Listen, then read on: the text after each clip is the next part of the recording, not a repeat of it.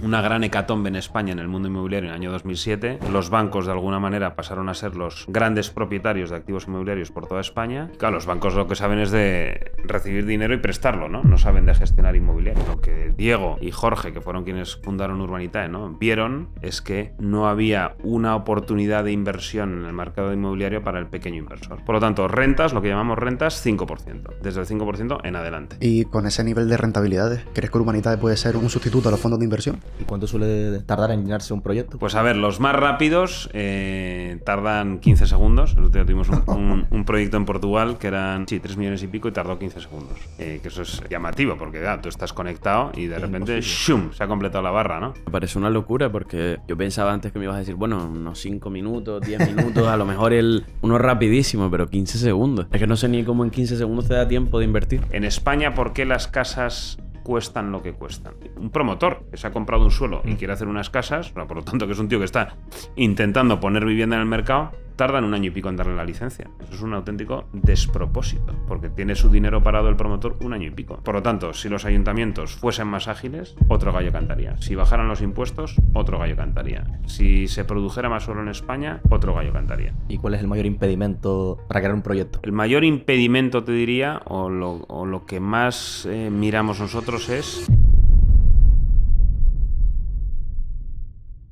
Antes de empezar con el episodio, quería comunicarles que a partir de hoy quedan abiertas las plazas para WIC, una formación que hemos creado totalmente por correo electrónico sobre valoración, contabilidad, psicología de inversión, portfolio management y análisis cualitativo. Y te preguntarás, ¿por qué WIC? Pues básicamente WIC nace por una necesidad que teníamos nosotros de haber consumido muchísima formación. Sin embargo, nunca creemos que ninguna de estas formaciones llegaba al nivel adecuado para ser inversor de verdad y pasar, por ejemplo, un proceso para ser analista en banca de inversión o en un fondo de inversión. Entonces, WIC nace con la idea de que sepas de verdad sobre contabilidad, de verdad sobre valoración. En las formaciones normales lo que se suele hacer es dar la contabilidad de una manera muy, muy básica, pero no se profundiza, no te muestran cómo se interconectan los estados financieros, qué ocurre si hay un impairment, qué ocurre en el resto de estados financieros y este tipo de cosas. Además, estoy seguro que te estás preguntando ¿por qué por correo? Básicamente porque nosotros también hemos consumido muchísimos cursos, formaciones de este estilo, de los de ver vídeos o clases en directo, y creemos que es una pérdida de tiempo totalmente. Creo que de 1 hora y media que se suele dar clases, probablemente solo hayan 20 minutos de forma efectiva. Entonces lo que queremos hacer nosotros es concentrar todas estas lecciones en correos, que además de poder leerlos, también tendrás vídeos grabados con explicaciones, un formato audio en caso de que no puedas leerlo, no te guste leer o prefieras simplemente escucharlo. WIC mejora de forma constante, entonces no solo comprarás el WIC actual, sino que comprarás el WIC de dentro de 5 años, como siempre decimos nosotros, como un Tesla, siempre estará actualizado y mejorado con el paso del tiempo. Así que nada, te dejo en el primer enlace de la descripción toda la información relacionada con WIC. Muy buenas a todos, bienvenidos a Territorio Inversor, el podcast de Word Stocks. Como siempre estoy con Idafi y con Sualem, y en el día de hoy tenemos el placer de contar con Sergio Arana. ¿Qué tal? ¿Qué tal? Muy bien, encantado de estar con vosotros, la verdad. Me divierten mucho estos formatos, o sea que a por ello. Nada, muchas gracias por dejarnos desmontarte un poco aquí la oficina. Nada. Dejarte aquí, estoy hecho un tinglado como siempre. Bueno, esta sala es bastante versátil, ¿eh? O sea, aquí tomamos, en esta sala, en esta mesa, tomamos todas las decisiones de inversión que hace Urbanitae, de todos los proyectos que luego ofrecemos a los inversores. Estamos todo el día negociando con promotores, etcétera, y lo utilizamos también para todos los vídeos, los webinars y tal. O sea que a mí me ha encantado, está acostumbrada la sala a ver movimiento. A mí me ha encantado la oficina. Sí. Yo que me suelo fijar en este tipo de cosas y hemos estado en oficinas y demás. Esta está entre las mejores 100%. Sí, no, está muy bien. Pues esto fue una suerte, porque esto nos lo encontramos. Antes estamos en una oficina pequeñita, hemos ido creciendo mucho en actividad y por lo tanto en personal. Necesitamos un espacio más grande y esto nos lo encontramos ya montado. Una empresa que había estado aquí, que no le fueron bien las cosas y nos encontramos una oficina montada tal cual. O sea que muy bien. Muy bien. Espero que les vaya mejor a ustedes, ¿no? Sí, eso. De momento, toquemos madera, de momento las cosas van bien, gracias a Dios. Y si puedes un poco explicarnos qué es Urbanitae y cómo llegaste tú también a Urbanitae. Pues claro que sí, os cuento encantado. A ver, Urbanitae, siempre que voy a entrevistas o a foros a hablar, yo digo que es una idea sencilla, bien ejecutada, ¿no? Porque al final lo que hacemos nosotros es juntar dinero de inversores para que sean invertidos en proyectos inmobiliarios. ¿Qué es un proyecto inmobiliario? Pues desde hacer un hotel hasta comprar un local comercial para alquilarse a una cadena de supermercados, hasta hacer un edificio de 150 viviendas o una urbanización de 4 chalets. Cualquier cosa de esas, siempre lideradas por un empresario, lo que en el mundo inmobiliario se llama un promotor. El promotor es el líder del proyecto y nosotros, los inversores de Urbanitae, contribuyen con dinero, ya sea haciéndose socios del promotor o prestándole dinero al promotor, contribuyen a que ese proyecto se pueda llevar a cabo. Entonces, lo que hacemos es constantemente, cada semana, ofrecemos nuevos proyectos a los inversores en los que puedan invertir y, como os digo, se hacen socios del promotor o son como el banco para el promotor, digamos, ¿no? Quien le presta dinero al promotor. Esos proyectos tienen una duración limitada siempre, que oscila entre 1 y 5 años, dependiendo de la naturaleza del proyecto, y cuando el proyecto acaba, el dinero vuelve a los inversores con el retorno que hayan hecho en cada caso, ¿no? Urbanitae arranca hace 7 años y la licencia para operar, porque al dirigirnos a inversores minoristas hace falta tener la autorización de la CNMV. Cuando digo minoristas es cualquiera de nosotros, un pequeño ahorrador que va poniendo dinero en los proyectos, ¿no? Que hasta ahora la alternativa que teníamos era o tenerlo en el banco o ponerlo en bolsa, ¿no? Comprar un puñado de acciones del Banco Santander o el BBVA, el que sea, y ya está, ¿no? Entonces, al dirigirnos al inversor minorista, la CNMV dice, señores, tenéis que tener una licencia para funcionar, ¿no? Igual que un restaurante tiene que tener una licencia para dar comidas, pues una plataforma de crowdfunding tiene que tener una licencia de la CNMV, ¿no? Entonces, esa licencia se obtuvo en el 2019. Y desde el 2019 llevamos funcionando con licencia. Hemos celebrado el 5º aniversario este año. Y la verdad que cada año somos más, cada año hacemos más cosas. Cada año las cantidades que se invierten en los proyectos son más grandes. Y bueno, y esperemos que esta tendencia siga, ¿no? Y yo llegué aquí, yo he estado vinculado al mundo inmobiliario desde hace unos años. Trabajé primero, aparte de otras cosas que he hecho previamente en mi vida profesional, ¿no? Trabajé en una empresa que se llama Aya Real Estate, que, bueno, como sabéis, hubo una gran hecatombe en España en el mundo inmobiliario en el año 2007. Los bancos, de alguna manera, pasaron a ser los grandes propietarios de activos inmobiliarios por toda España.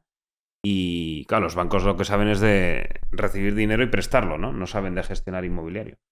Y entonces se crearon toda una serie de plataformas o de empresas que se llaman servicers, que de alguna manera se encargaban de la gestión y de la comercialización de todos los activos que se habían quedado en los bancos. Una de esas era Aya Real Estate, y que el año pasado fue comprada por otro gran servicer internacional.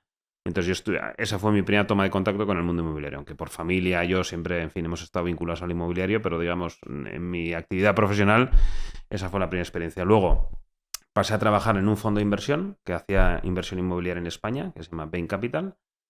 Y cuando estaba en Bain Capital, pues Diego Bestar, que es el consejero delegado de Urbanitae, me propuso venirme para ser el responsable del equipo de Real Estate o de equipo de inversión, que básicamente lo que hacemos es todos los proyectos que Urbanitae hace pasan por nuestras manos, por decir así. Nosotros los filtramos, elegimos los que consideramos que tienen más sentido y ya los inversores pueden invertir. Pues Diego me propuso, al que yo conocía a Diego desde que montó Urbanitae, ¿no? Pues me propuso venir a llevar el equipo de Real Estate, y la verdad que viendo un poco en qué momento estaba Urbanitae y cómo estaba el mercado español, dije, me parece una oportunidad buenísima. Y aquí me vine, hace 2 años, en el verano del 22, y aquí seguimos, espero que por mucho tiempo. ¿Y el proceso de análisis cómo funciona? O sea, me gustaría que nos contaras un poco desde que surge la oportunidad de analizar un proyecto inmobiliario, cómo es ese proceso de análisis y hasta que se lleva a cabo. Pues mira, os voy a contar un ejemplo de vuestra tierra, aunque no de vuestra isla, que es Fuerteventura, ¿no? Allí nos viene un promotor que tiene un suelo, digamos, interesante, un suelo finalista. Suelo finalista significa que tú pides licencia al ayuntamiento y cuando te la conceden ya puedes empezar a hacer las casas, ¿no? Si nosotros viajamos por la carretera vemos mucho suelo, pero no en todo ese suelo se pueden hacer casas, ¿no? Porque todo eso está de alguna manera regulado. Entonces es un promotor que tiene un suelo finalista en Fuerteventura que podemos comprar junto con él, es decir, hacernos socios suyos. Ellos ya previamente han trabajado un proyecto, por lo tanto saben cuántas casas van a hacer, los tamaños de las casas, los materiales de las casas, si tienen balcón o no tienen balcón, etcétera, etcétera. Ya han empezado a comercializar esas casas, es decir, ya tienen clientes interesados que han pagado una reserva. Y tienen un banco interesado en darles el dinero para hacer la obra, ¿vale? Entonces, con todo ese, digamos, proyecto que viene ya con el lacito, como quien dice, nos lo pasan a nosotros. Y entonces vemos si nos gusta el promotor, que esto es lo más importante, pero al final va a ser socio de los inversores de Urbanitae, por lo tanto es importante, ¿no? Vosotros que hacéis equipo, pues es importante aliarse con gente de la que uno se fía, ¿no? Pues aquí es exactamente igual. Nosotros, en nombre de los futuros inversores, decidimos si ese promotor nos da confianza o no. Luego tenemos que ver que es un lugar que tiene sentido a nivel inmobiliario, ¿no? Porque no, aunque en España la demanda de vivienda es inferior a la oferta, es superior a la oferta, no en todos los sitios tiene sentido hacer una promoción inmobiliaria. Entonces tenemos que ver si esa plaza, si ese lugar tiene sentido. Y luego comprobamos que todo lo que nos ha contado el promotor es verdad. Es decir, que los plazos en los que va a llevar a cabo el proyecto son los que en realidad van a suceder, que el banco que le va a financiar la obra en realidad se la va a financiar. Comprobamos que el nivel de ingresos que el promotor estima para el proyecto en realidad es el que se va a producir. Comprobamos que ese suelo en realidad es finalista y que los costes que tiene ese proyecto en realidad son los que el promotor dice, ¿no? Entonces, todo eso, o sea, ese comprobar, por decir así, nosotros lo hacemos a través de nosotros, igual que cualquier inversor, hacemos lo que se llama una due diligence, que es encargar un informe a un proveedor externo. Entonces encargamos una due diligence legal a un despacho de abogados para que desde el punto de vista jurídico compruebe que todo lo que nos ha dicho el promotor efectivamente es así y que no hay ninguna traba jurídica. Una due diligence técnica, es decir, que ese suelo efectivamente es finalista, que se pueden hacer las viviendas que el promotor dice, que no es un suelo, pues yo qué sé, que te vayas a encontrar de repente un lago debajo y entonces pues hacerlo es complicadísimo, o que no hay temas medioambientales o lo que sea. Y luego una due diligence comercial, que básicamente es que se va a vender a los precios y a los ritmos que el promotor dice, ¿vale? Una vez que tenemos las due diligence técnicas, legales y comerciales favorables, llevamos el proyecto al comité de inversión nuestro, que se reúne cada semana, y el comité, somos 7 personas, el comité decide si el proyecto se aprueba o no se aprueba. Se tienen que aprobar por unanimidad. Si no hay unanimidad, no hacemos el proyecto, ¿vale? El filtrado que hacemos de todos los proyectos que nos llegan, algunos en un primer análisis los descartamos, ni siquiera encargamos las due diligence. Si nos gusta en ese primer análisis, va al comité de inversiones. Si el comité de inversiones da una luz verde preliminar, se encargan las due diligence y cuando las tenemos vuelven otra vez al comité y ya decidimos si se aprueba de manera definitiva o no. Por tanto, es una especie de canuto por el que van cayendo muchos proyectos por el camino, ¿no? Y cuando nosotros subimos un proyecto a la plataforma es porque estamos muy convencidos de que ese proyecto va a ser un éxito y es una buena inversión, ¿no? Entonces, todo este proceso de análisis que os he contado de manera un poquito extendida, pues desde que un promotor se sienta aquí por primera vez hasta que vamos a la notaría y se le da el dinero para llevar a cabo el proyecto, que en este caso el dinero de Fuerteventura sería para comprar el suelo junto con el promotor. Todo ese proceso puede durar pues unos 2 meses a lo mejor, más o menos, ¿no? 2 meses, 2 meses y medio. A veces corremos más porque hay una fecha en la que vence una opción de compra de un suelo o lo que sea, y a veces nos extendemos más porque las negociaciones con el promotor se prolongan más tiempo o porque le decimos, oye, esta plaza nos da un poco de intranquilidad, intenta comercializar más y cuando tengas tal porcentaje de ventas, vuelves a venir y retomamos el asunto. Me gustaría, perdón, antes, por si acaso cambies de tema, el tema de las decisiones, ese que comentaste del comité, ¿cómo lo hacen? Porque claro, no sé si lo hacen, o sea, me refiero, para que no haya ningún tipo de sesgo de el CEO ha aprobado el proyecto Claro. y yo X Pues persona... mira, yo creo que además es interesante que la gente lo sepa, ¿no? Porque al final ahora estamos en un nivel de proyectos bastante alto, o sea, sacamos prácticamente cada semana un proyecto o 2 nuevos, ¿no? Y entonces la gente dice, bueno, estos van a toda pastilla, ¿no? Claro. La razón de la que vamos a toda pastilla es, en primer lugar, porque hay mucho mercado en España, se pueden hacer muchísimas operaciones en el tamaño de operación que nosotros hacemos, que es hasta 5 millones de euros, aunque luego siempre hay algunos inversores, digamos, que pueden acompañar por fuera, que vienen del lado del promotor, etcétera. O sea, que no significa que los suelos que compramos valgan máximo 5 millones de euros. Pueden valer más siempre y cuando el promotor pone dinero y hay otros socios que también ponen dinero, ¿no? Entonces vemos que hay mercado en España. Somos un equipo muy grande, o sea, el equipo de inversión o el equipo de real estate somos casi 20 personas, ¿no? Con lo cual imagínate ahí la cantidad de materia gris, digamos, que hay dedicada a analizar proyectos constantemente, ¿no? Entonces vemos que hay mercado y luego filtramos muchísimos, aunque este año llevamos hasta la fecha 48 proyectos hechos, capital levantado para 48 proyectos, pues filtramos mucho, o sea, hemos podido analizar, no sé, más de 2.000 proyectos en lo que llevamos de año, ¿no? Entonces, ¿cómo es el tema del comité de inversiones? Cada proyecto que le llega a Urbanitae se le asigna a una persona que, como aquí utilizamos mucha terminología inglesa, le llamamos deal owner, o sea, es el responsable de la operación, sí, digamos. Con ese deal owner trabaja algún analista del equipo, que los analistas pues hacen mucho tema de investigación de mercado, análisis financiero de la operación, etcétera, etcétera.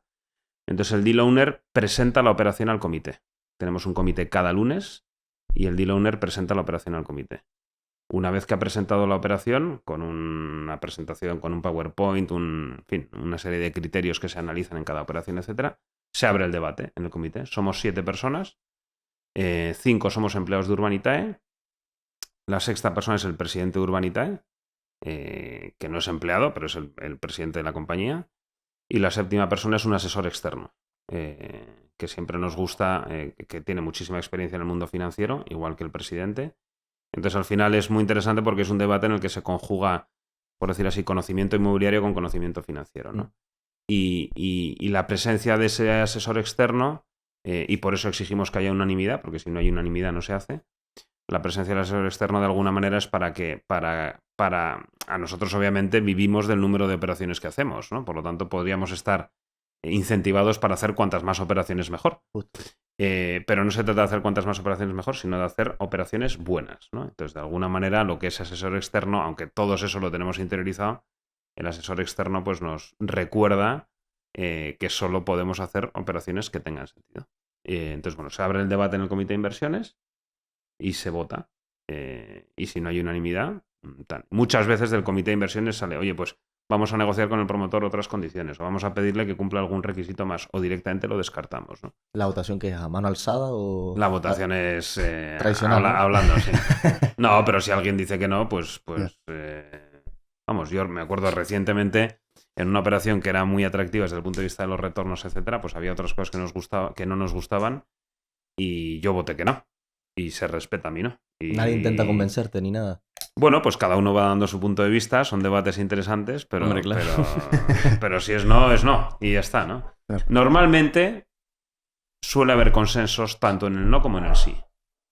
O sea que vemos claro lo que no tiene sentido y vemos claro lo que tiene, sí tiene sentido. ¿Y a partir de qué rentabilidad esperada se aprueba un proyecto de inversión en...? Pues mira, tenemos 3 grandes líneas de inversión nosotros, ¿no? Por un lado están los proyectos donde compramos activos en rentabilidad, lo típico de me compro un local alquilado a Hiperdino, en Canarias, con un contrato a largo plazo y tal. Ahí buscamos una rentabilidad anual para el inversor del 5%.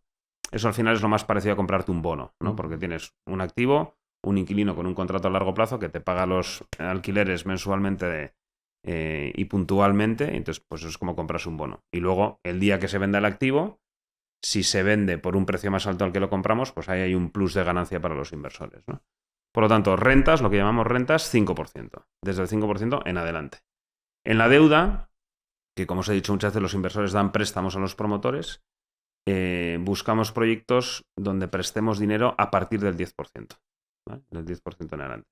Si vemos que hay algún riesgo más relevante en el proyecto, pues el tipo de interés es superior, y si no, pues el 10%, ¿no? Y en los proyectos que llamamos de equity, donde los inversores se hacen socios del promotor, por lo tanto, si el proyecto se alarga, el inversor le toca estar más tiempo invertido, si las cosas van peor de lo esperado, el inversor va a ganar menos, y si van mejor, va a ganar más. Ahí buscamos rentabilidades a partir del 15% anual. Por lo tanto, 5, 10, 15, ¿no? Y está bastante alineado tanto con el esquema de tipos de interés actual, que siempre lo usamos como referencia, como con el nivel de riesgo que se asume en cada uno de los 3 tipos de inversión, ¿no? Y con ese nivel de rentabilidades, ¿crees que Urbanitae puede ser un sustituto a los fondos de inversión? Bueno, más que un sustituto, una alternativa sólida, ¿no? O sea, los fondos de inversión que todos, ¿no? Pues cuando tú tienes un plan de pensiones o metes algo de dinero en el banco y tal, te lo meten en un fondo de inversión. Esos fondos de inversión suelen ir destinados a invertir en empresas que están en bolsa o en renta fija que cotiza a través de los mercados de capitales, ¿no? Y normalmente el dinero va ahí pues porque puedes acceder con poquito dinero y porque además es muy líquido, o sea, tú puedes comprar y vender con cierta facilidad. Entonces, lo que Diego y Jorge, que fueron quienes fundaron Urbanitae, ¿no?, vieron en el año 2017 es que no había una oportunidad de inversión en el mercado inmobiliario para el pequeño inversor. Claro que la gente se puede comprar, si tienes dinero, pues te compras un piso y lo pones en alquiler, ¿no? Un apartamento, te compras un hotel o te compras un local comercial, ¿no? Pero el pequeño inversor, entonces, bueno, pues juntemos a pequeños inversores. Entonces, no es un sustituto desde mi punto de vista, sino una alternativa, ¿no? yo con el dinero que yo invierto y muchos amigos y familiares, cuando me preguntan, oye, ¿qué hago con el dinero? Yo, toda urbanita digo, no, diversifica. Hay una parte que tiene que estar en fondos de inversión, en bolsa, por entendernos, y hay otra parte que tiene sentido que lo metas en urbanita, pero no podemos poner todos los huevos en la misma cesta. Así que, a tu pregunta, es un complemento más que un sustituto. ¿Y por qué se debe democratizar la inversión inmobiliaria como tal? Porque realmente ustedes, de cierta forma, hacen eso. Sí. Bueno, pues porque vemos eso, o sea que al final en el mercado inmobiliario español pasa en otros países, ¿no? Pero que al final el mayor porcentaje de actividad lo tenemos en España a día de hoy. Nosotros lo que se ve en España es que antes todos los proyectos inmobiliarios se hacían con dinero en los bancos. A raíz de la hecatombe del 2007, los bancos, por exigencias de la Unión Europea y también por criterios de prudencia, reducen muchísimo su exposición al mundo inmobiliario, ¿no? Y solo financian cosas muy concretas. Pero claro, la gente sigue necesitando casas, ¿no? Los hoteles hay que reformarlos, hay que hacer centros comerciales, el logístico hay que desarrollar naves logísticas, hay que hacer oficinas. Entonces, ¿todo eso con qué dinero se hace? Porque la necesidad existe, pero una parte del capital que antes iba destinado a eso, que era el que ponían los bancos, deja de estar. Y entonces ahí aparecen los fondos de inversión dedicados al inmobiliario, como Bain Capital. Entonces, de alguna manera, inyectan muchísimo dinero en España para cubrir ese hueco que la banca ha dejado.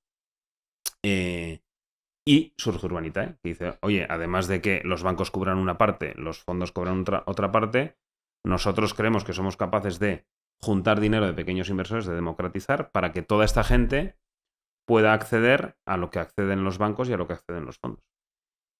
Como idea, en un PowerPoint, por decir así, sonaba bien y por suerte el tiempo ha demostrado que lo que en PowerPoint sonaba bien, en la vida real también suena bien, porque ahora mismo nosotros tenemos cerca de 200.000 inversores registrados, no todos han invertido, pero tenemos un nivel de inversión muy alto, ¿no? Entonces, bueno, al final pues la gente se siente dueño de un trozo de un proyecto en Fuerteventura, de un trozo de un local en la calle Ortega y Gasset, ha dado un préstamo a un promotor para que haga unas villas en Marbella, o se ha hecho socio de otro promotor para desarrollar un proyecto en Lekeitio, en fin. O sea, entonces vemos que hacía falta dinero y que esta manera de poner dinero en el mercado, democratizándolo, pues ha tenido sentido. ¿Y cuál crees que es el éxito, o sea, la clave del éxito de Urbanitae? Porque yo conozco bastantes empresas de crowdfunding inmobiliario, incluso hay una en Canarias que, bueno, no sé si sabes cuál es, Sualem.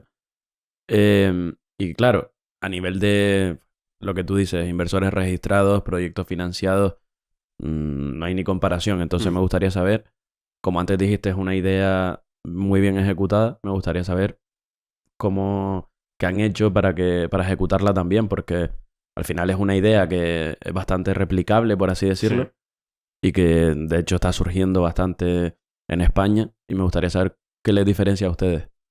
Pues mira, yo creo que hay como 4 grandes ejes que además coinciden con los 4 departamentos que tenemos en la empresa, ¿no? Como línea de fondo, yo te diría que en Urbanitae hemos ido haciendo las cosas despacito y con buena letra, ¿no? Lo que os decía antes, si un proyecto no tiene sentido, no lo hacemos. Pero es que este mes no hemos hecho nada, no lo hacemos, ¿no? O sea, más vale, hay que tener visión de largo plazo y no ansiedad de corto plazo, por decir así, ¿no? Entonces, en primer lugar, en la parte nuestra, la parte real estate, tratar de identificar buenas oportunidades de la mano de buenos promotores. Es decir, no cualquier cosa, solo cosas buenas. Eso no significa que no haya algún proyecto que nos haya salido peor de lo que esperábamos y que no nos vayamos a equivocar en el futuro. Pero bueno, porque aquí ninguno somos infalibles, pero ponemos todos los medios para acertar al máximo, tanto con el proyecto como con el promotor. Eso en primer lugar. En segundo lugar, la parte de la tecnología. Al final aquí la gente invierte, como cuando compramos acciones en bolsa a través del banco, pues la gente invierte online. Entonces necesitamos una tecnología que funcione muy bien, y funciona muy bien. Tenemos un equipo de tecnología bestial, son gente discreta, muy trabajadora y súper eficaces. Entonces tenemos una plataforma tecnológica que va como un tiro, ¿no? Sin eso no funcionaría, porque tendríamos que andar a telefonazo vivo con la gente, oye, transfiere el dinero, tal, no, es imposible, ¿no? O sea, no puedes meter a 1000 inversores en un proyecto en 5 minutos, que es lo que normalmente sucede, ¿no?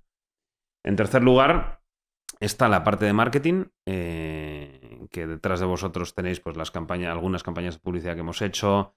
Ahora estamos patrocinando el musical del Fantasma de la Ópera, que si no habéis ido os damos entradas. Y entonces el equipo de marketing pues está constantemente haciendo ruido. Y haciendo ruido de manera muy inteligente. O sea, no es solo pago anuncios en radio, pago anuncios en televisión y tal, sino buscan estrategias para llegar a públicos concretos, combinan el marketing online con el marketing offline, damos mucha información a los inversores de todos los proyectos, ¿no? Enviamos newsletters constantemente. Entonces, bueno, tienen toda una estrategia 360, por decir así, para que Urbanitae cada vez sea más conocido, y cada vez es más conocido, ¿no? Claro, sin un buen marketing tú no tienes a 200.000 personas registradas, es imposible, ¿no? Yo me quedé flipando cuando estaba viendo la Fórmula 1. Esto Sí. Yo se lo decía a Ángela. Sí. Que estaba viendo la Fórmula 1 y de repente aparece un anuncio de ustedes. Digo, los tíos están en todos lados. Sí, la gente te lo dice, ¿no? Cuando estás el típico domingo viendo un partido de no sé qué y te empiezan a escribir amigos, ¿no? Joder, también aparecéis aquí y tal. Pues sí. Y luego la cuarta pata, que es la de relación con el inversor. Nosotros tenemos un equipo de gente que está constantemente en contacto telefónico, correo electrónico, etcétera, con los inversores, ¿no? Explicándoles los proyectos, etcétera, etcétera. Entonces, bueno, pues al final un buen mix de elegir buenas oportunidades y, perdón, me olvidaba de un equipo muy importante, que es el equipo de Asset Management, que una vez que se ha llevado a cabo la inversión hay un equipo aquí en Urbanitae que va dando seguimiento a los proyectos, ¿no? Y que trata de adelantarse a los posibles problemas, etcétera, ¿no? Entonces, al final, toda la pata inmobiliaria, elegir buenas oportunidades, buenos promotores y dar buen seguimiento a esos proyectos. Pata tecnológica, que todo funcione. Marketing, hacer ruido, ser conocidos. Y relación con el inversor. Dar la cara, contar las cosas, explicar los proyectos. Si un proyecto no va bien, se explica lo que está pasando y las medidas que estamos tomando, etcétera, etcétera, ¿no? Y ha habido algún proyecto que nos ha pasado y los inversores, pues algunos, cuando un proyecto hay un retraso, se quejan, lógicamente. Yo me quejaría también, ¿no? Pero cuando tomamos decisiones velando por sus intereses, nos lo agradecen, ¿no? Y os cuento un ejemplo reciente, un proyecto que habíamos levantado ya el dinero, y eso a Urbanitae le cuesta dinero, porque toda la parte tecnológica más las plataformas de pagos tiene un coste. Vimos que había un cierto riesgo a nivel de licencia, etcétera, etcétera, porque mientras que en el impasse entre que aprobamos la operación y levantamos el dinero y hicimos la campaña, hubo una cuestión normativa que cambió, etcétera, etcétera. Entonces eso, en fin, nos confundió un poco, nos enteramos bien de lo que estaba pasando y decidimos no invertir en el proyecto. Entonces se lo explicamos a los inversores, señores, no, el dinero no va a ser invertido finalmente porque vemos este riesgo, y la gente nos lo agradeció, porque todo esto lo hicimos en el espacio temporal de un mes. Y dicen, bueno, pues mejor que nos vuelva el dinero, ya invertiremos en otra cosa a asumir un riesgo que no teníamos calibrado cuando pusimos el dinero en el proyecto. Entonces, bueno, ¿qué es la clave del éxito? Pues yo te diría que una buena armonía entre estas cuatro patas, más una filosofía de hacer las cosas, pues eso, despacito y con buena letra, ¿no? Y que la parte complicada es ejecutarla. Que la idea la puedes tener, Sí. puede ser replicable, pero ejecutarlo es lo complicado. Sí, yo creo que se ha ido haciendo bien. Y me acuerdo el primer proyecto que hizo Urbanitae, que yo estaba al otro lado de la mesa, o sea, yo no era empleado de Urbanitae, yo llevé la oportunidad a Urbanitae, por eso también hemos tenido como mucho vínculo desde el principio. Pues fue un proyecto de 200.000 euros, que tardó en financiarse pues un mes, a lo mejor, ¿no? En conseguir el dinero. Ahora mismo tenemos proyectos de 5 millones de euros que se financian en una hora. ¿Cómo has pasado de una situación a la otra? Pues con muchas fases intermedias, ¿no? Y con paciencia. ¿Y cómo presentan la idea a los inversores? Porque, claro, hablamos de democratizar el mercado inmobiliario al resto de inversores más retails, pero claro, ese retail no tiene tanto conocimiento como para que cuando tú le presentas un proyecto, saber de primeras no la rentabilidad, sino los riesgos a asumir o Claro. los KPIs del proyecto en sí. ¿Cómo se lo explican o qué información dan? Pues mira, nosotros subimos a la página web, tenemos un apartado en la página web que se llama Proyectos. Entonces, cada vez que lanzamos un proyecto nuevo, se publica una landing específica de ese proyecto. Donde si estás registrado en Urbanitae, puedes acceder a toda la información. ¿Qué es toda la información? Una presentación del promotor, una presentación del proyecto, con números y con imágenes. Una explicación muy detallada del proyecto. Un vídeo en el que explicamos el proyecto y los riesgos que tiene. En fin, o sea, es una batería de información que cada inversor decide cuánto profundiza, ¿no? Algunos, pues a lo mejor ven unas imágenes bonitas del edificio que se va a hacer y hacen unos números rápidos y dicen esto tiene buena pinta, ¿no? Y hay otros que se estudian hasta la última coma. O sea, eso ya al final es la libertad de cada inversor. Pero nosotros información la volcamos toda. Okay. Y luego organizamos lo que se llama un webinar, que es una charla o una conversación online a través de Zoom con el promotor, donde el promotor explica el proyecto y se le formulan preguntas que previamente han mandado muchos inversores o que durante el transcurso del webinar han mandado los que están conectados, ¿no? Y luego ese webinar queda grabado y queda colgado en la landing del proyecto. Entonces, y por si no fuera suficiente, el equipo de relación con el inversor atiende llamadas, atiende correos, etcétera, con dudas que tiene la gente sobre el proyecto. Entonces, desde nuestro lado lo que hacemos es transparencia total, inundar a la gente de información y luego ya, como digo, cada uno decide qué parte de la información utiliza para tomar la decisión, ¿no? Y cuando, bueno, las preguntas normales, porque yo me imagino mi padre, imagínate que quiere invertir aquí en Urbanita y demás, me imagino que explicarle a una persona de a pie cosas sobre el proyecto no debe ser muy sencillo, que digamos.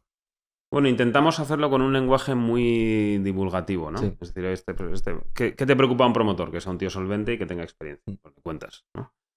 ¿Qué te preocupa a un proyecto? ¿Dónde se va a hacer? Dices, no, pues este es un sitio en el que no sé qué, hay una demanda de mucha gente queriendo comprar casas, ¿no? A lo mejor hay gente que no entiende ni la palabra demanda, ¿no? Pues mucha gente queriendo comprar casas, ¿no? Justo. Se va a hacer en un suelo en el que la ley deja hacer lo que el promotor quiere hacer. Eso se llama tener una licencia, ¿no? Para construir el edificio hay un banco que va a prestar el dinero. El proyecto va a durar tanto tiempo, ya hay tanta gente. O sea, lo intentamos explicar muy fácil de entender, porque efectivamente hay mucho inversor que no está tan... También te digo una cosa, que una vez que la gente entra, ya va cogiendo la mecánica, ¿no? Y cada vez tienen más... Pero bueno, cuando un inversor es, digamos, nuevo en la plataforma, pues nos llegan preguntas del tipo, ¿y qué pasa si no se venden las casas, no? Pues entonces le explicamos, ¿no? Pues mira, es un municipio en el que la demanda no sé qué, ya hay tantas casas reservadas, los precios están alineados con el mercado, tenemos un informe comercial que dice que los precios son los correctos, o sea, intentas, bueno, pues dar tranquilidad en definitiva, ¿no? ¿Y cuánto suele tardar en llenarse un proyecto cuando sale? Pues a ver, los más rápidos tardan 15 segundos. El otro día tuvimos un proyecto en Portugal que eran, no me acuerdo cuánto era, 3 millones y pico me parece. Sí, 3 millones y pico y tardó 15 segundos. Que eso es llamativo porque tú estás conectado y de repente ¡shum! Se ha completado la barra, ¿no? De hecho hay proyectos donde hay gente que se queda fuera. Y en los proyectos que vuelan, luego relación con el inversor está, ¿sabes? Con el teléfono ardiendo porque hay gente que se ha quedado fuera, que no sé qué tal. Entonces el récord es ese. Hicimos una cosa divertida cuando tuvimos el evento del 5º aniversario. Fondear es abrir el proyecto, ¿no? O sea, levantar el capital. Fondeamos un proyecto en directo. Era un evento a las 8 de la tarde en el que estaban muchísimos promotores con los que hemos trabajado, inversores, bancos, en fin, toda la gente con la que interactuamos habitualmente. Y entonces dijimos, bueno, ya que es el 5º aniversario y tenemos a todo el mundo aquí y tal, vamos a fondear un proyecto en directo, ¿no? Entonces lo abrimos a las 8 de la tarde y a las 8 y 30 segundos estaba completado. Un proyecto en Oporto. Bueno, pues este es lo más rápido, eso, 10-15 segundos, ¿no? Que hay los tíos que tenemos, el equipo que tenemos de tecnología es tan bueno que consiguen que no se sature el sistema. Porque claro, si de repente entran 1.500 inversores a la vez, pues imagínate la que se monta, ¿no? Y luego lo que más tardamos a día de hoy, pues puede ser un par de semanas a lo mejor, ¿no? Ahora en verano hemos tenido algún proyecto que ha ido un poco más tranquilo, pues porque claro, la gente está en la playa. En julio habíamos hecho mes récord de inversión en la historia de Urbanitae. Y entonces en agosto pues estaba todo un poco más, ¿no? Las aguas más calmadas y tardamos pues un par de semanas. Pero vamos, que nunca hemos dejado de cumplir, de cubrir el ticket de un proyecto. ¿Y cuál es el ticket medio más o menos de cada inversor? 3.000 euros. Piensa que hay gente que invierte 500 o 1.000 y luego hay gente que invierte cantidades más grandes, ¿no? Pero vamos, la media son 3.000 euros. ¿Tienen un mínimo? Porque... 500 euros. Vale, 500. Pues claro, yo te quería preguntar si no crees que es un problema que se llene tan rápido en 15 segundos. Por experiencia del consumidor, digo, en plan de que intentes entrar, pero sea imposible porque tienes que estar ahí en esos 15 segundos para que... Sí, o sea, tiene una parte buena de No, pero wow, ¿no? Esto ha volado, pero efectivamente a nosotros nos gusta que los inversores estén contentos. Entonces, cuando un proyecto vuela, pues claro, hay gente que se puede molestar y lo entiendo. Entonces, bueno, es un equilibrio. A lo mejor lo ideal es decirte que dure una horita, ¿no? Sí. Que en una horita a todo Digo el que mundo sí. que quiera le da tiempo a entrar, ¿no? La gente se pone alarmas y tal. O sea, eso es una cosa verdaderamente... Se salen de reuniones para poder invertir y tal, ¿no? Sí, pero también es verdad que como prácticamente cada semana sacamos proyectos nuevos y los proyectos suelen tener un equilibrio riesgo-retorno muy homogéneo, si no has podido invertir en la deuda de Majadahonda es que la semana que viene vas a tener otra deuda en Navalcarnero. Entonces, pues al final es otro municipio, es otro tipo de proyecto, pero en cuanto a lo que digo, desde el punto de vista financiero son primos hermanos, ¿no? O si no has podido invertir en el proyecto de Lisboa, es que vamos a sacar otro en Barcelona la semana que viene. Entonces, pues ya está, no pasa nada. A mí me parece una locura porque yo pensaba antes que me ibas a decir, bueno, unos 5 minutos, 10 minutos, a lo mejor uno rapidísimo, pero 15 segundos. Sí. Bueno, que no además que tiene- fue del otro día, o sea, no es que me acuerdo una vez y tal, no, Sí. el otro día, 15 segundos. Es que no sé ni cómo en 15 segundos te da tiempo de invertir, ¿sabes? Pues tienes que estar a las 4:00 con tu wallet. O sea, como se invierte online, lo que tienes es en tu sección del inversor, digamos, tú tienes dinero tuyo preparado que previamente has transferido, ¿no? Entonces tienes que estar con el wallet cargado y en cuanto la plataforma te dice invertir. O sea, hay que ser bastante expeditivo. Sí. O sea, pones la cantidad y pum, invertir Sí, así rápido. Sí. Qué locura, ¿eh? Y hablando un poco más sobre el mercado en general, ¿cómo crees que el crowdfunding, o si crees que lo ha hecho, ha impactado al propio sector del real estate, o sea, de la inversión inmobiliaria? Pues me gusta mucho la pregunta, porque al final esto es la clave de todo, ¿no? O sea, en los negocios la clave es la confianza. Mm. Y entonces, claro, al principio los promotores, el mundo de la promoción inmobiliaria es un mundo bastante tradicional. Eso tiene sus ventajas y sus inconvenientes, ¿no? Entonces, de repente que aparece una incursión de unos señores que te dicen que recolectan dinero de muchos inversores y se hacen socios tuyos y tal, y además a través de una plataforma online y tal, o sea, era como, ¿qué me estás contando? ¿No? Entonces ahí ha habido una labor evangelizadora muy importante de contar lo que hacemos. Yo soy vasco, ¿no? Y entonces ahí hay mucho promotor que toda la vida ha hecho las promociones buscándose 4 o 5 socios. Pues el industrial de que no sé qué que le pone tanto, el abogado que le pone no sé cuánto, entonces juntaba a varios amigos y entre ellos compraban el suelo y hacían la promoción, ¿no? O sea, digamos que esta idea es de toda la vida, la de juntarse a varios para hacer un negocio es una idea de toda la vida. Entonces, pues esto es lo que habéis hecho siempre, solo que ahora en vez de con los 4 o 5 amigos, pues lo haces con una sociedad que agrupa a 1000 y pico inversores y ya está. Y tú la relación la vas a tener con Urbanitae. O sea, tú no tienes que andar contando a cada uno de esos 1000 y pico y no te van a llamar por teléfono. O sea, Urbanitae de alguna manera hace de canal de comunicación con todos ellos, ¿no? Entonces, ha habido que generar confianza, ha habido que evangelizar mucho y yo ahora sí percibo, yo estoy todo el día reunido con promotores, todo el día reunido con bancos, todo el día, ¿no? Percibo que el mensaje ha calado mucho. No te digo yo al 100%, hay gente que sigue viéndolo como con tal, pero el mensaje ha calado mucho. Porque hemos demostrado que somos capaces de levantar capital, les hacemos ver que entendemos el negocio, o sea, que no somos una especie de, ¿no?, piraos que no sabemos de qué va el inmobiliario, sino que entendemos el negocio. Procuramos ser socios cercanos y dialogantes, etcétera, etcétera.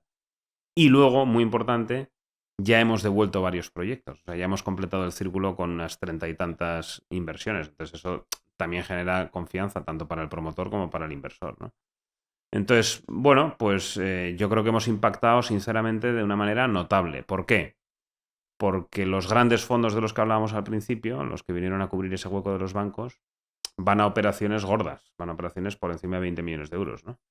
Luego hay algunos fondos más intermedios, pero que solo lo hacen desde el lado de la deuda. O sea, sí van a cantidades más pequeñas, pero solo desde el lado de la deuda. Claro, y el promotor PYME, no sé, el promotor canario, el promotor vasco, el promotor de Castilla y León, pues si quiere hacer promociones tiene que hacerlo con dinero propio o con dinero de amigos, pero en el fondo siempre van un poco cojos de dinero, ¿no? Pero son gente muy buena, con muchísima experiencia, que conoce muy bien el mercado local, etcétera. Entonces, de repente nosotros somos como su solución para poder hacer los proyectos que quieren hacer, ¿no? Somos un compañero de viaje, ya sea en el equity o en la deuda, ideal, ¿no? Entonces, creo que hemos impactado notablemente. Ahora mismo tenemos en la cartera de Urbanitae, digamos, o sea, proyectos donde han invertido los inversores de Urbanitae, pues más de 2.000 viviendas en construcción. Es una cantidad, ¿no? Teniendo en cuenta que en España se hacen 80.000 viviendas al año, pues 2.000 viviendas es una cifra relevante. ¿Y usted cree que, o sea, cree que de cierta forma pueden llegar ustedes o el crowdfunding en general, a inflar los precios de las viviendas? Al revés. Esa pregunta ayer cuando me la pasasteis, dije es justo al revés y ahí me voy a explayar, aunque me estoy explayando en todas, pero ahí me voy a explayar, ¿no? Vamos a ver.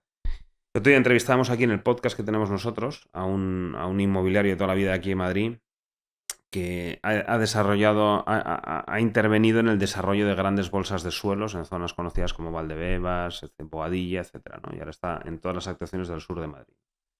Y entonces él decía una frase que me gustó mucho, que la ley de la oferta y la demanda es infalible. Y es verdad, la ley de la oferta y la demanda es infalible. Entonces, en España, ¿por qué las casas cuestan lo que cuestan? Pues fundamentalmente hay una razón, que es toda la parte de los costes de construcción, etcétera, que eso es, los materiales cuestan lo que cuestan, las nóminas de toda la gente que trabaja en la construcción son las que son, entonces eso, por mucho que te pongas, es un coste estático, dinámico porque va subiendo, pero quiero decirte que no es negociable, ¿no? ¿Dónde puedes apretar? En el suelo. Tú puedes apretar. Cuanto más barato compres el suelo, el promotor, más baratas puede vender las casas. Cuanto más caro compre el suelo, más caras puede vender las casas. Si además hay poca gente con capacidad de comprar suelo, pues se compran pocos suelos, ¿no? Y si además hay poco suelo, que es lo que pasa en España, pues claro, el dueño del suelo es el rey y puede ponerle, por decir así, el precio que quiera, ¿no? Nuestra presencia contribuye a dinamizar, que se hagan más promociones, que más gente pueda acceder a comprar suelos, etcétera, etcétera. Y entonces, con toda esa dinámica de meter más actividad en el mercado, pues en el fondo se pueden hacer más casas y por lo tanto hacer que los precios bajen un poco. O sea, si en España se necesitan 200.000 casas al año y se hacen 80.000, ¿qué va a pasar con los precios? ¿Y qué van a hacer los dueños del suelo? Subir el precio, ¿no? ¿Y qué van a hacer las constructoras? Subir los márgenes. Si en España articulamos un mecanismo para que en vez de 80.000 se puedan hacer 120.000 viviendas, ¿qué va a pasar con el precio de la vivienda? Va a bajar, porque ya la diferencia entre la oferta y la demanda se estrecha. ¿A qué contribuimos nosotros? A que en vez de hacer 80.000 se puedan hacer 120.000. Ponemos nuestro granito de arena, no digo que seamos los principales actores, ¿no? Entonces, más bien, nuestra presencia a lo que intenta contribuir a que el precio de la vivienda baje. Entonces, ¿crees que el principal problema de España en tema de vivienda es la falta de oferta? La falta de oferta.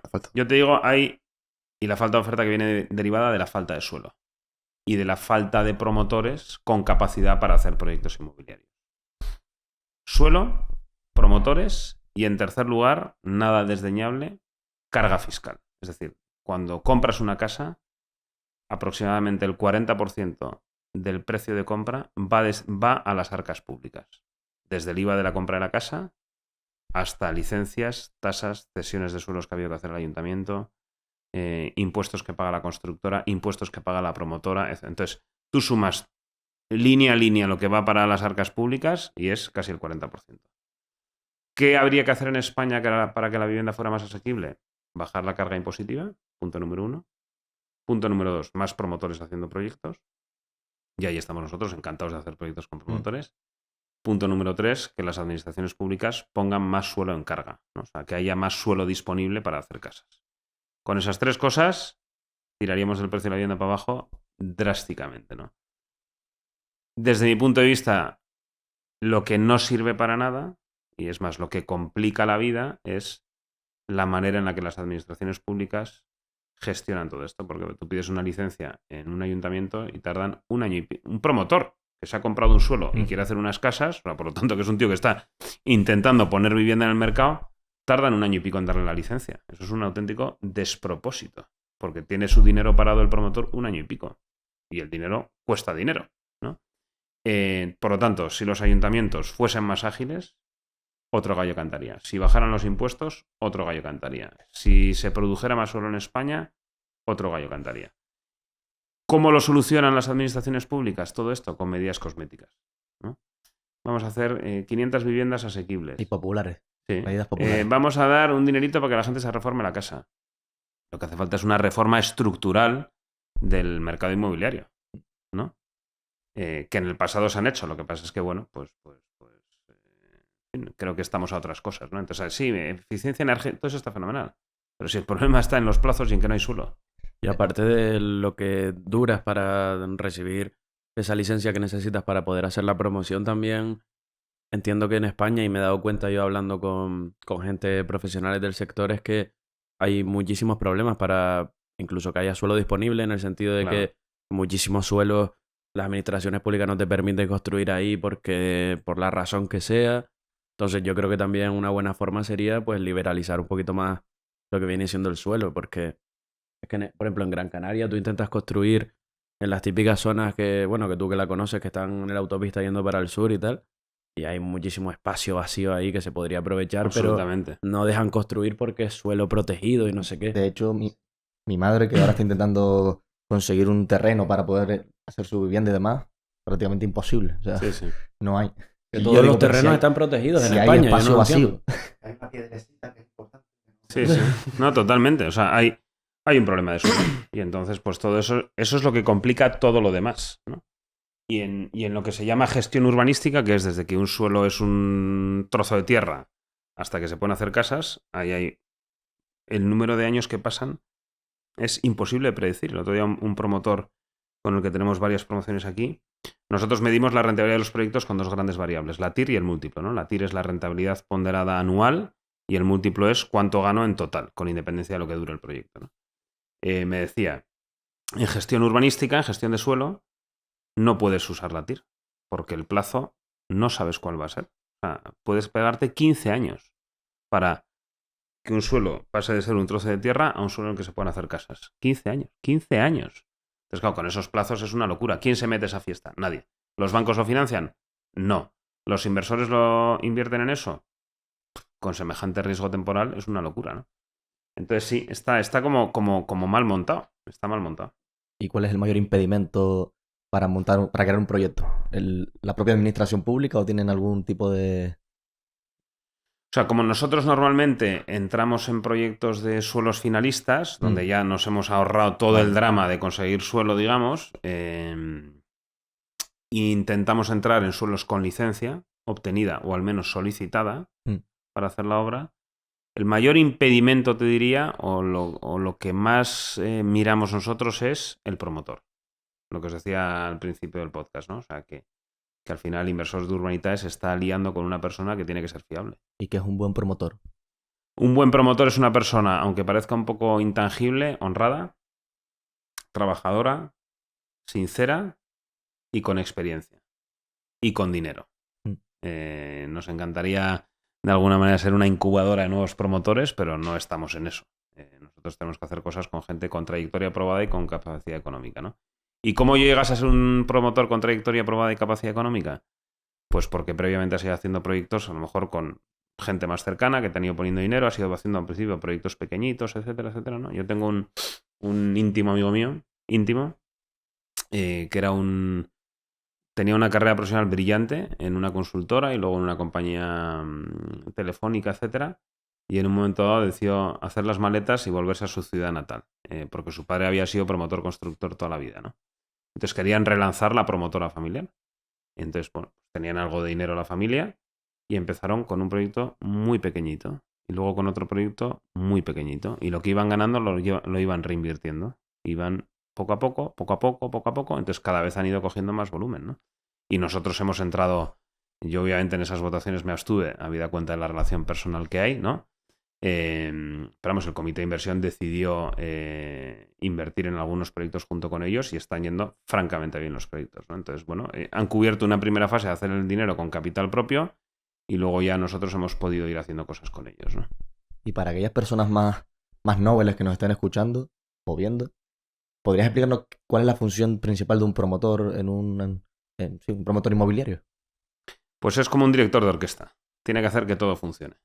El promotor tiene que identificar el suelo, tiene que tener dinero para comprar el suelo, tiene que contratar al arquitecto para que haga el proyecto, tiene que contratar a la constructora para que haga el edificio, tiene que buscar al banco para que el banco le dé el dinero para hacer la obra, tiene que buscar a la agencia que comercialice los pisos y luego tiene que coordinarlos a todos bien para que todo suceda de la manera adecuada, ¿no? Entonces un día le tocará ir al ayuntamiento a presionar en urbanismo para que le den la licencia, otro día le tocará ir al banco para que le aprueben la operación, otro día tendrá que sentarse con el comercial para ver cómo van las ventas, pisar mucho la obra para ver que todo se está haciendo bien, motivar a los operarios y todo eso a la vez, ¿no? Es un director de orquesta que tiene que tener olfato y conocimiento inmobiliario.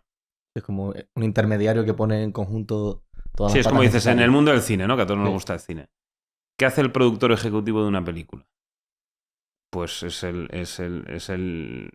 artífice de que todo pueda suceder. A lo mejor destacan más los actores, ¿no?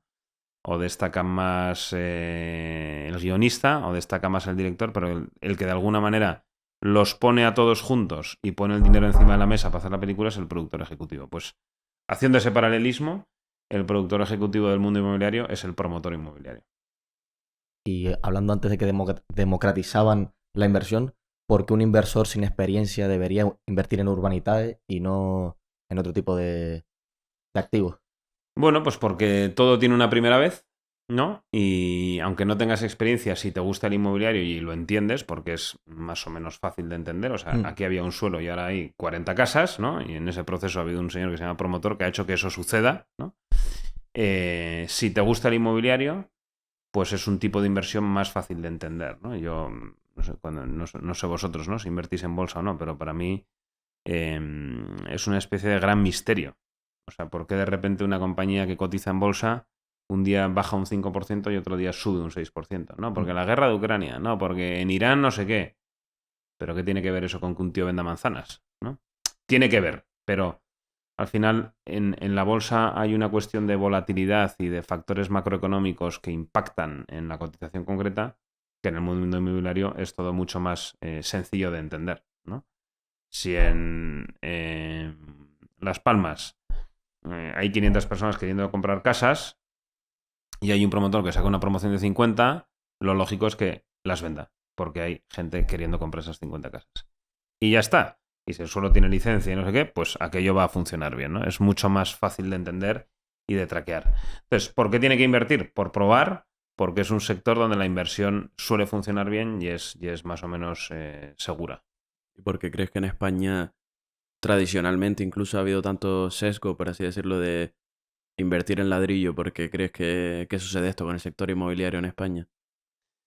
Pues son cuestiones culturales, ¿no? Es como decir, oye, ¿por qué en España nos gusta el fútbol o la siesta o comer bien, ¿no? Pues porque se ha ido dando, ¿no? Yo creo que hemos sido un país de cultura propietaria, de querer dejar a los hijos propiedades, de ¿para qué voy a pagar un alquiler si pagando una hipoteca me voy haciendo dueño de la casa? Vamos, soy dueño desde el principio, pero quiero decirte, cada vez es más mía porque hay menos deuda.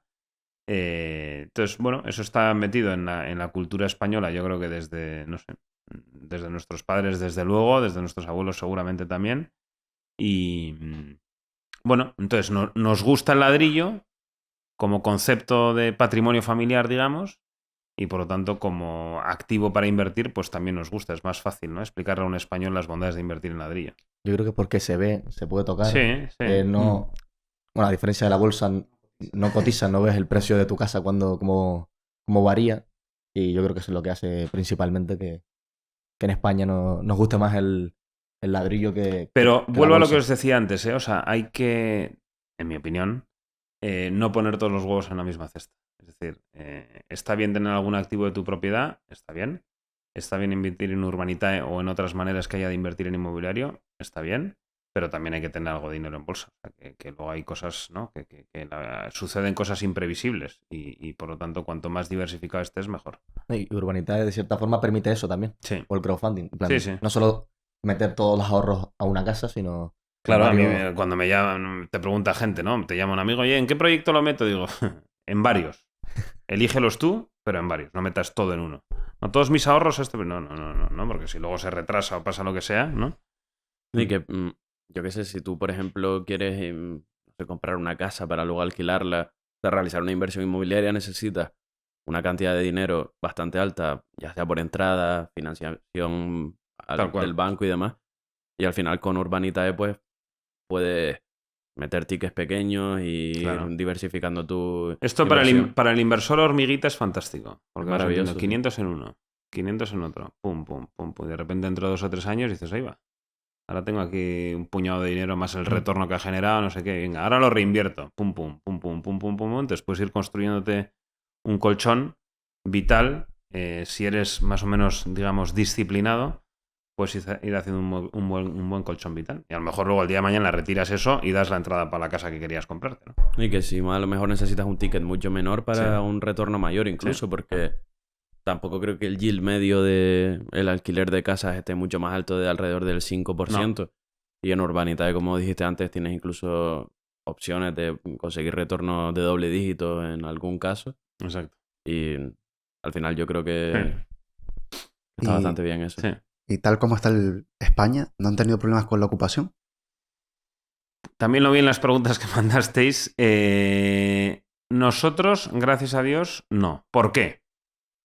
Porque estamos en los proyectos mientras se van desarrollando los proyectos. Por lo tanto, ahí todavía no hay una vivienda terminada en la que se pueda quedar alguien, ¿no? Y una vez que hemos terminado, que se termina el proyecto, pues se escrituran las casas, se venden y ya entra a vivir la gente que los ha comprado, ¿no? Por lo tanto, nosotros no lo hemos padecido. Sí lo padecí en el trabajo anterior, porque en Bain teníamos activos por toda España y hay algunos de ellos ocupados.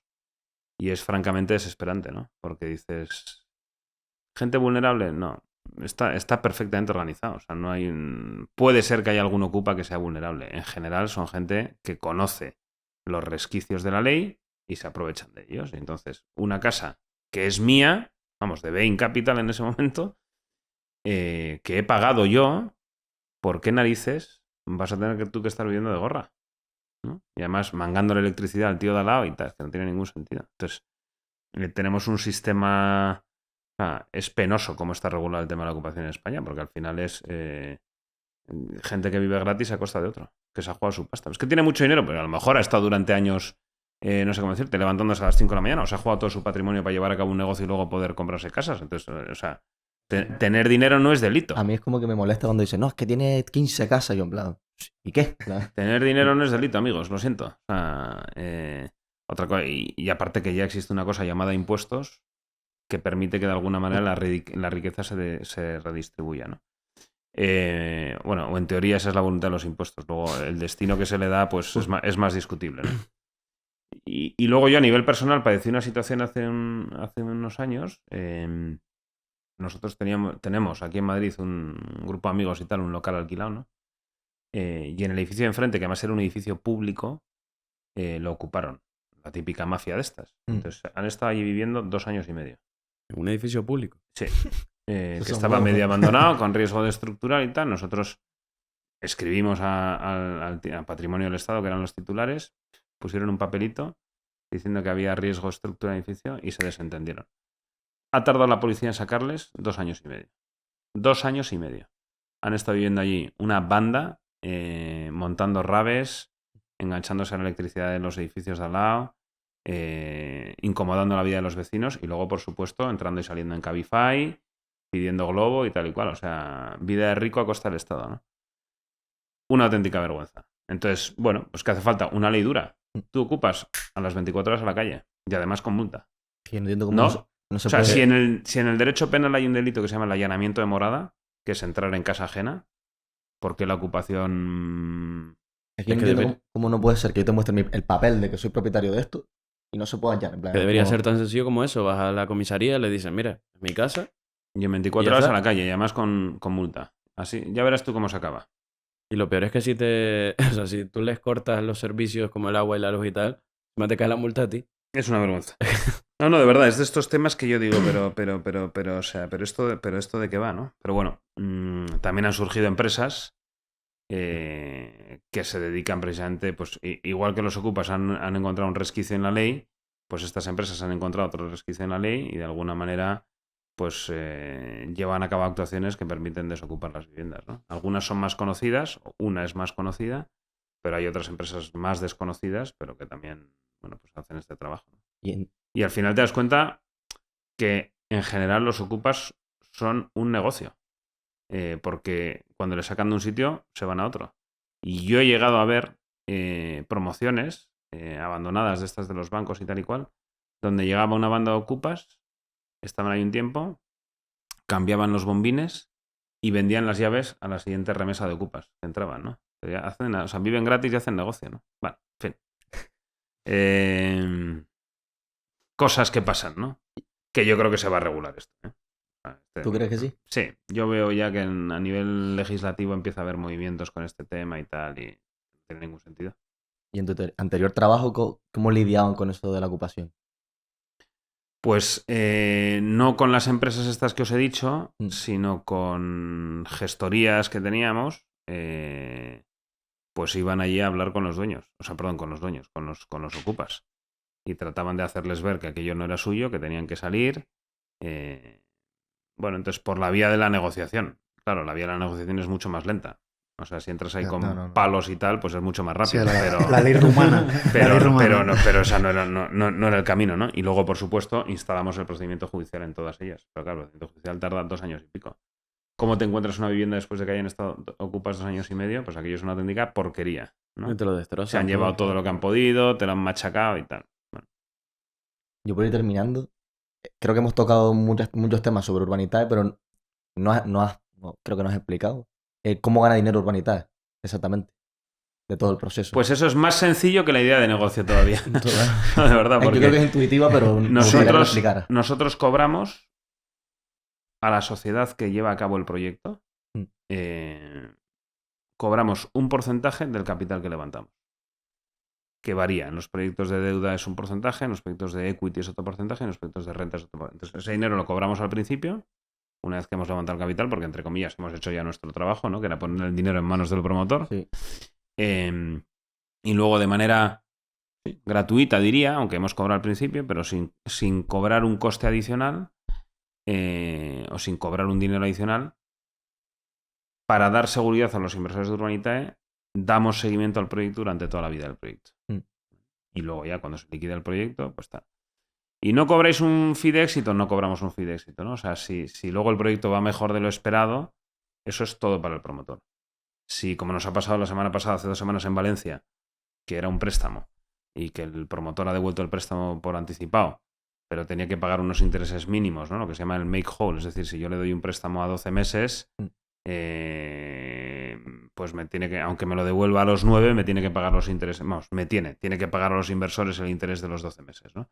Pues ese pellizco extra de rentabilidad que se han llevado los inversores es todo para ellos. Y la comisión es a la promotora.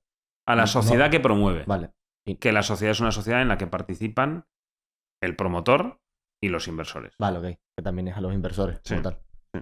Vale. Pero no se saca directamente de la cuenta de los inversores. Sí, cuando nosotros al inversor le presentamos el plan de negocio, el coste de Urbanitae va incluido en el plan de negocio. O sea, que todo el mundo sabe lo que... ¿Y ese fee es de forma que todo lo que dura el proyecto en sí? ¿O es solo de una vez? Lo cobramos de una vez, pero damos servicio durante toda la vida del proyecto. Vale. Ok. ¿Y a futuro qué tienen pensado? Me imagino que la expansión, ¿no? Sí, a ver, yo creo que la verdad que estamos muy contentos porque vemos que el negocio va bien, que tiene sentido, que los proyectos van bien. Hay alguno que me saca alguna cana, pero en general van bien. Tenemos un equipo bestial, es lo mejor de Urbanitae, ¿eh? O sea, un equipo súper cohesionado y mucha gente joven y muy profesional y muy comprometida, ¿no? Entonces, a futuro, consolidar lo que estamos haciendo, es decir, seguir teniendo una presencia relevante en España, invertir en más activos, no solo en residencial. Ya hemos empezado a hacer cosas, pues lo que os he contado, hotelero, turístico, locales comerciales, etcétera. Entonces, invertir en más clases de activos, consolidar la expansión internacional, que es muy incipiente, es decir, hemos hecho 5 proyectos en Portugal, por lo tanto estamos muy en los inicios. Vamos a sacar un proyecto en Francia la semana que viene, en Italia el mes que viene. Entonces, bueno, ir cogiendo peso en esos países. Y luego, además de la línea de negocio actual y única, que es levantar capital y cobrar un dinero por levantarlo, pues vamos a poner en marcha alguna otra línea de negocio, ¿no? También vinculada al inmobiliario y a dar soporte a los promotores y que tenga sentido para los inversores, pero iremos abriendo alguna nueva línea de negocio, ¿no? Al final, nuestra visión a medio o largo plazo es convertirnos en la plataforma o en la entidad o en el lugar donde todo inversor inmobiliario pueda hacer inversiones. Del tipo que sea, grandes, pequeñas, medianas, nacionales, internacionales, de corto plazo, de largo plazo. Esa es la visión que tenemos, ¿no? Igual que tú ahora dices, para buscar una casa, ¿dónde vamos? A Idealista, ¿no? Pues para invertir en inmobiliario, ¿a dónde voy? A Urbanitae. Esta es un poco la visión que tenemos. Lo más complicado, imagino que al internacionalizarse la regulación, ¿no? De cada país, Sí. que tiene que ser... Y la cultura. Y la manera de hacer negocios de cada país. Claro. O sea, porque también No no solo van a invertir en proyectos de fuera, sino que la gente de ese país también puede acceder a... Sí, pero esa parte es más fácil. Esa es la más sencilla. O sea, que el ciudadano de la Unión Europea puede invertir que un polaco puede invertir en un proyecto en Portugal a través de Urbanitae, eso es fácil. Pero la fiscalidad... Pero hacer proyectos en Portugal, en Italia, Francia, distinta fiscalidad, las licencias funcionan de otra manera, los bancos operan de otra manera, entonces hay un tema de empaparse bien de cómo funciona cada país muy, muy relevante. ¿Y invierten ustedes personalmente en Sí. los proyectos? O sea, ¿tienen reservado una...? Reservado Cuando no. le da tiempo, Hay ¿no? que conectarse a la Cuando le da escalera tiempo. toda la vez. Si tienen que Porque luchar- uno más, sí, O sí. sea, no tienes reserva ninguna tú. No. Skin in the game, pero Skin no in the tanto. game. O sea, No, que a ver, no. el Urbanitae como empresa no puede invertir, Sí. porque somos un mero Vale. mercado que conecta a inversores y a un proyectos. agregador. Pero los empleados sí podemos invertir y de hecho invertimos. Mm. Y la CNMV, y me parece prudente, nos obliga todos los años a dar un listado de los proyectos en los que ha invertido cada inversor y nuestros familiares. Porque claro, todos los proyectos pasan por nuestras manos, ¿no? Y aunque los proyectos que elegimos tienen características homogéneas, pues tiene que haber transparencia en eso. Así que hay skin in the game, sí. El agregado en cada proyecto de los inversores de Urbanitae pues es relevante. Al fin y al cabo, yo creo que De los empleados, quiero decir. es lo más importante. Sí. O sea, si se puede tener, yo lo veo clave. Sobre todo para el inversor también. Sí, para Si darle sabe eso, tranquilidad, sí.